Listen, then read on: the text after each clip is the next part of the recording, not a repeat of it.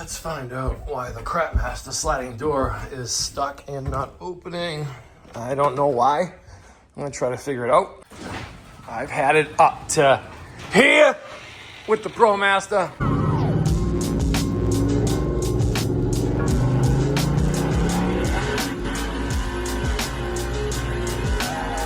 Why is my 2018 RAM Promaster sliding door not opening?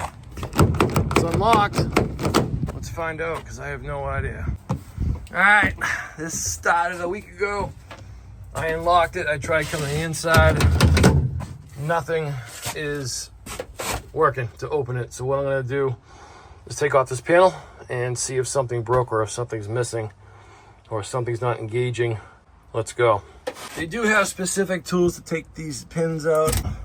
Do it nice and easy. They all have is a flat bar, so do it nice and easy. You can reuse them. All right, panel is off. The Crap Master, I mean, if it ain't one thing, it's the other. And we got a bunch of cables. So I'm gonna get into this and try to unlock it from in here. Try to find out what the problem is. All right, I checked everything. Moved levers in there, levers in there. It's not open. I even took this panel off. There's nothing to get to behind there. So I'm gonna take off these screws, take out these screws and take this cover off and see if I can figure out what's going on in there. Now, the fob is unlocking it. You can hear it unlock there and do something over here. I don't know if it's fully disengaging, engaging, I don't know. But let me take that off and figure it out. So I got this off, and there's just a bunch of leaves in there, dude. Yeah, like a lot of leaves. I don't know how they got up there. I never filled my truck up with leaves before. That was strange. I took this out. It's got two cables attached to it. They're both connected. And the cables are moving.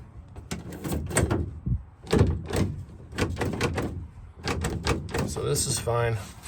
I'm gonna check the handle and try to get over there and check this mechanism here. Again, it is electric locks. I just don't know if they're fully disengaging when it unlocks, so I'll figure it out. Haha! Nah, I wish it was that easy. I got to the point where I was getting frustrated, and I'm like, I'm gonna throw a hammer to this thing. I went online, and there were a bunch of videos on how to open the door, but that wasn't my issue. My issue wasn't closing the door. I understand that if you roll down a window, there are vents in the back, but they're not big enough. Roll down a window, it's airtight in here, had nothing to do with it. The connections for the locks weren't all the way engaged. Over here, that wasn't it either. My problem was this mechanism was not functioning. Either this motor was gone and not disengaging the nylon teeth right here. Look at my foot mark right there. And bashed the thing. Right here, these nylon teeth. See? So I don't think it was engaging that. Whatever it was, whatever it is, that it wasn't working. So what I did was I grabbed my 22-ounce E-swing and not out of anger, more out of determination and frustration. And I just put the claw to it and literally swung about 15 times. Yeah, it's all hacked up. Listen, I don't, at this point, you know, the things I put up with this truck, it's cool. You know, it's a work truck, it's paid off. I'll be keeping this thing until it's dead. So it's my truck, I'll do what I want with it. And then I'll touch it up, bend it back, and spray paint it, whatever. But so I got the, you know, moved the cable out of the way. Unplugged it before I did that because I didn't want to mess that up. And be careful not to hit right in here because you don't want to mess that sensor up, the locking sensor. So I just grabbed my 22-ounce knee swing and just haba, haba, haba, haba, and just watch plastic pots fly over the place. Clink, clink, clink, clink, and there's your little, beautiful little mess. And I don't even care. I don't even care how and or why it happened. All I know is that I'm getting a new mechanism. I'm gonna put it in, and then the door's gonna work for another 4 or 5 years, right? And we'll have to do it again. But I did watch a video of some guy. He smashed his too. The only way to get it open. I tried pulling the bottom cable, pushing the top cable, pulling both at the same time, nothing. I tried, took the weather stripping off, tried getting a screwdriver in here, I had a flat bar, prying it open a little bit, trying to get a screwdriver to move that little nylon tooth, nothing. So you got to smash it, unfortunately, unless somebody else can come up a little trick, or you're not going to be able to. Even sawzall a hole through the outside to get into it. No, you're not. These crap masters, and why it's all plastic, I don't even want to know. I don't even care anymore. It's out.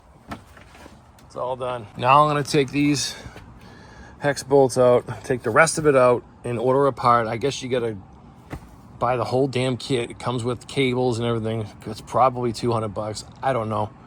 But I'll do an install on it after I clean up my mess. And in the meantime, I do have to work for a living, so I'll just close the door and I'll put a clamp.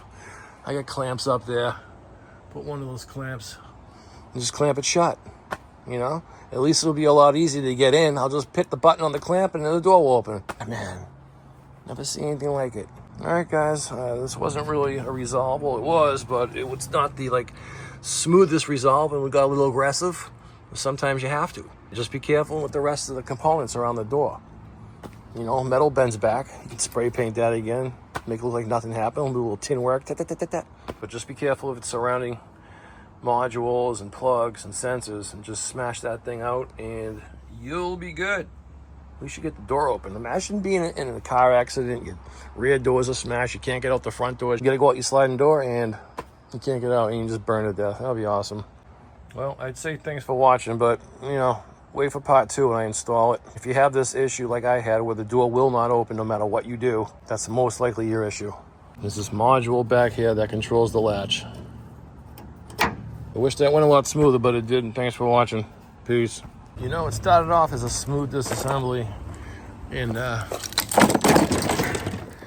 it ended as a rough disassembly. And overall, I feel pretty good about it. The door's open. I'm relaxed now. I'm not frustrated.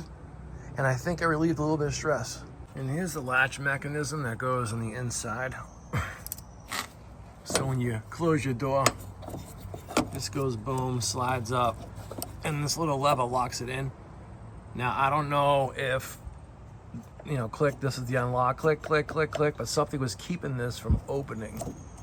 And whatever it was, it doesn't matter anymore, but whatever it was, it's inside that module, and there's really nothing you can do about it. I don't know if it was that little motor or what.